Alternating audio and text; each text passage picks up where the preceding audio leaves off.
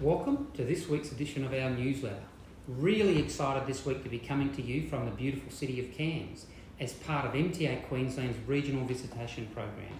This is our first visit. Tonight, of course, we've got a big members function and preceding that we've got a workshop on industrial relations. But I'm told you don't come to Cairns without first starting with the man who runs everything, Richard Owen. Richard. I've told you today you're full of it. He has told me that today.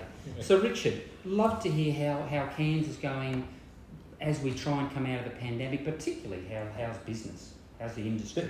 Business is good, I think, and I'm really not hearing bad things from allied trades in the motor business either.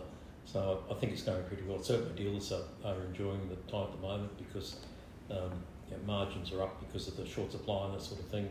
Supply is an issue, but as long as we keep the margins up, we can get by with that. But and sales are up new and used? Yes, yeah, both new and used, and I'm sure people who are old enough would have seen this during the SARS and during the GFC and that sort of thing. It tends to strengthen up during these times, but you can expect a rapid fall off after the pandemic finishes, whenever that might be. So you mentioned supply issues around vehicles, so that's obviously a constraint. Any other constraints holding you back as you try and deal with this problem? Trying to find qualified technicians is a challenge at the moment. Trying to find parts interpreters.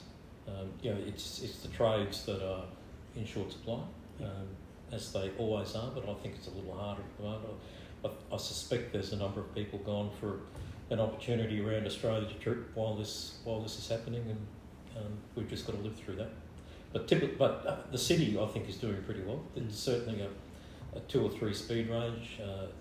Within tourism, there's some businesses doing well, other businesses that typically cater to international, they're doing a bit tough. But overall, I think the city's going well. Certainly a message for us, so that's fantastic around the more we can do around trying to improve that labour supply and quality of labour, the more impact we can have on members, so that's helpful. Obviously, apprenticeships are at record numbers, but it's still not enough probably. And the apprenticeship incentives, at the moment, they run out on 30 September, so that means you'll get 12-month wage subsidy, but everything we're hearing is in tonight's budget that will be extended. I think one of the things that has to happen with apprenticeships is that the mines need to be told that they have to train people. At the moment, they just wait for us to train them and take them out of our trades. They pay a wage premium and poach them, there's no question that happens, and therefore you can't double up your training because you know you're going to lose some. So that's a really good point, so that's something we can take on.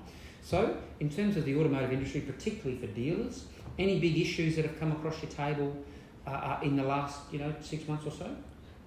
Warranty is always an issue, trying to get paid for it, trying to keep the OEM happy with what you've done on the vehicle versus getting the claim paid.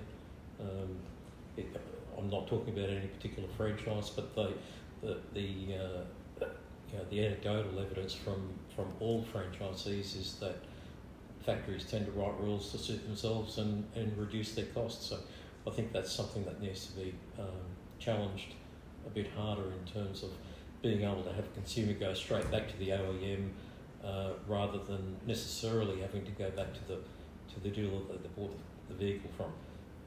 As you said earlier, it happens in electronics, Panasonic, Hitachi. You go back and get a refund from the manufacturer, not from the person who sold it to you. Okay, Richard, thank you. Some deep insight as to what's happening in the industry.